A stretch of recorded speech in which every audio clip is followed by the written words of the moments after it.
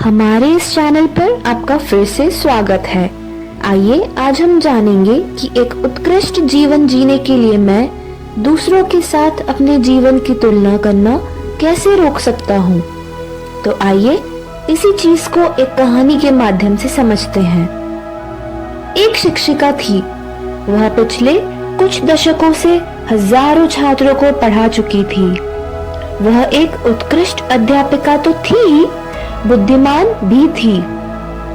उनका ध्यान हमेशा बच्चों के विकास में रहता था, ना कि सिर्फ किताबी ज्ञान देने में। हर साल जब नए छात्र उनकी कक्षा में आते, वह अपने पहले व्याख्यान में बच्चों को एक महत्वपूर्ण सबक सिखाने के लिए एक कार्य करवाती।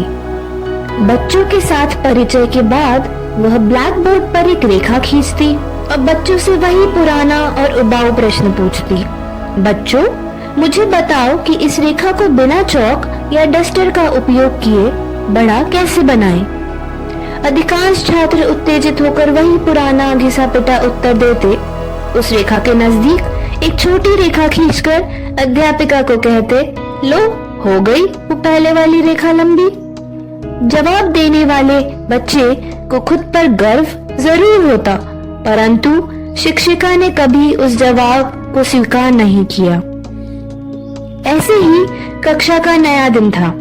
बच्चे पिछली कक्षा से उत्तीर्ण होकर आए थे। हर कोई खुश और उत्साहित था। बच्चे बात कर रहे थे, मस्ती का माहौल था और अचानक शिक्षिका ने कक्षा में प्रवेश किया। अभिवादन और परिचय के बाद उन्होंने वही पुराना सवाल पूछा। होशियार छात्रों में से एक आगे आया और उस रेखा के नजदीक एक छोटी रेखा खींची और शिक्षिका की ओर गर्व से देखा। ऐसा प्रतीत हो रहा था जैसे उस बच्चे ने दुनिया का सबसे बड़ा रहस्य सुलझा लिया हो। परंतु उसकी सराहना करने के बजाय अध्यापिका ने उसे वापस जाने के लिए कहा। फिर उन्होंने कक्षा की ओर देखा, मुस्कुराई और कहा, बच्चों, इंसानों का मनोविज्ञान ऐसे ही काम करता है।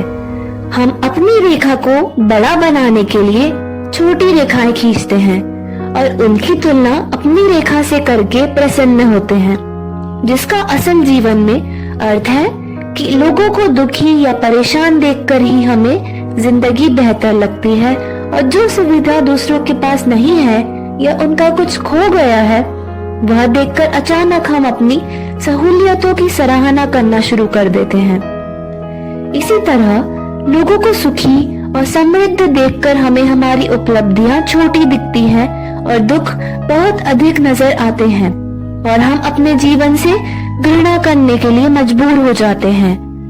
अब मैं आपको इस रेखा को बिना छेड़े बड़ा बनाने का एक सकारात्मक तरीका दिखाऊंगी।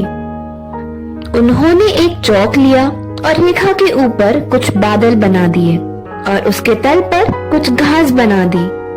आकाश से जमीन तक क्या यह रेखा अब बहुत बड़ी नहीं लग रही?